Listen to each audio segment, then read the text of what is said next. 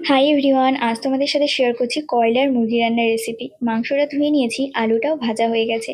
ওই তেলের মধ্যেই অ্যাড করলাম পেঁয়াজটাকে একটু ফ্রাই করে একটা টমেটো অ্যাড করেছিলাম।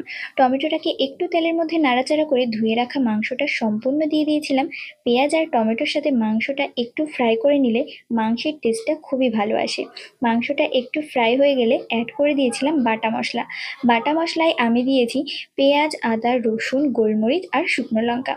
দিয়ে দিলাম পরিমাণ মতো হলুদ, স্বাদ অনুসারে লবণ। সমস্ত উপকরণের সাথে মাংসটাকে তেল ছাড়া পর্যন্ত কষাতে হবে। মাংসটা কষানো দেখেই নিশ্চয়ই তোমরা বুঝতে পারছো কতটা টেস্টি হয়েছিল খেতে। দেখলেই জিভে জল চলে আসছে। মাংসটা তেল ছেড়ে খুব ভালো করে কষে গেলে ওর মধ্যে পরিমাণ মতো জল অ্যাড করে একটু ফুটিয়ে নামিয়ে নিয়েছিলাম। গরম মশলা আমি আজকের মাংসতে অ্যাড করিনি, সেই জন্য বললাম না। তোমরা চাইলে অ্যাড করতে পারো আর এভাবে বানিয়েও দেখতে পারো। দেখা হবে নেক্সট ভিডিওতে।